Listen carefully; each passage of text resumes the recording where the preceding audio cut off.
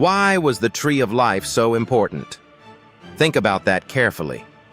Among all the trees in the garden, why was one called the tree of life?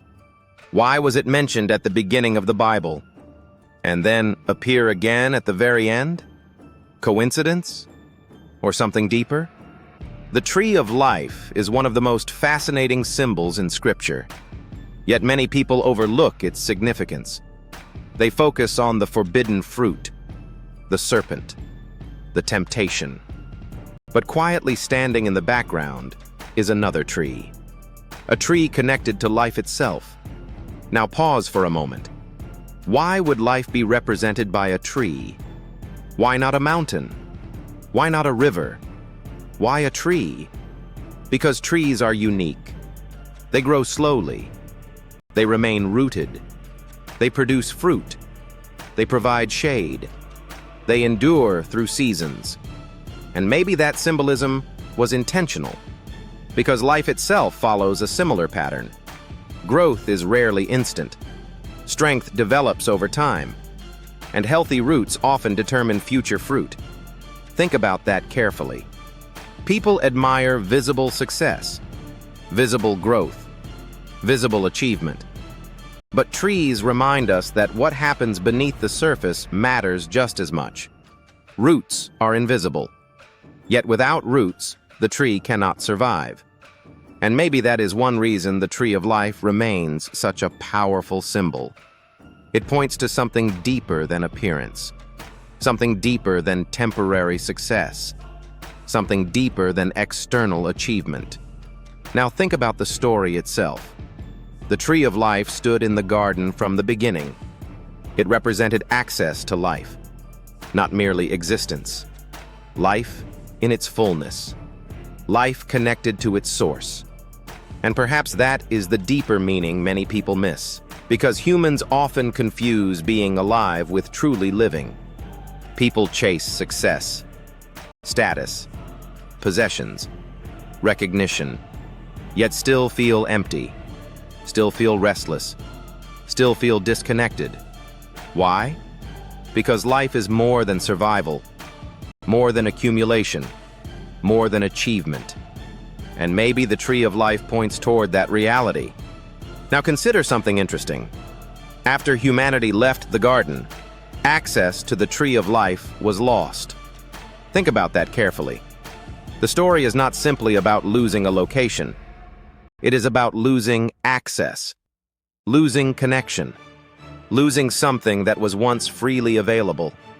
And perhaps that resonates because humans still experience that feeling today. The feeling that something is missing. The feeling that there must be more. The feeling that fulfillment remains just beyond reach. People search everywhere for answers. Relationships, careers, money, pleasure, accomplishments. Yet many continue searching. And maybe that search reflects a deeper longing. A longing for life in its fullest sense. Now think about another fascinating detail. The tree of life appears again at the end of the Bible, thousands of years after it first appeared. Why? Because the story comes full circle. The symbol that appears near the beginning returns at the conclusion. That is not accidental. It suggests restoration, completion, the recovery of something that was lost. And maybe that is why the tree of life continues to fascinate people. Because it represents hope, the possibility that broken things can be restored, the possibility that separation is not the final chapter, the possibility that life can be renewed. Think about modern life. People often feel exhausted, disconnected, distracted, pulled in countless directions. The world constantly demands attention, constant activity, constant consumption, constant comparison. Yet trees teach a different lesson. They remain rooted. They grow steadily. They do not rush. And perhaps that is something modern people desperately need to remember. Because not all growth is visible immediately. Not all progress happens quickly. And not everything valuable can be measured instantly. Now think about the fruit of a tree. Fruit is never produced overnight. It requires time, patience, consistency, healthy roots. And maybe the same is true for wisdom, character, faith, purpose.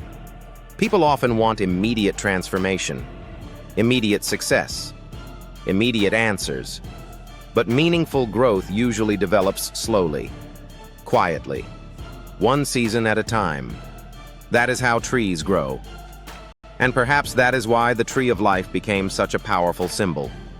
It reminds people that life is not merely about reaching a destination. It is about becoming, growing, developing, remaining connected to what truly matters. Now consider one final thought. The tree of life was valuable not because it looked impressive, but because of what it represented. And maybe that is the deepest lesson of all. The most important things in life are often invisible. Purpose, meaning, wisdom, faith, love, hope. You cannot hold them in your hand, yet they shape everything. And perhaps that is why the tree of life continues to capture people's imagination, because it points beyond itself, toward deeper questions, toward deeper truths, toward the kind of life people have been searching for throughout history. So the real question is not, why was the tree of life important? The real question is, what are we rooted in today? Because roots determine fruit. And what we are connected to today may shape who we become tomorrow.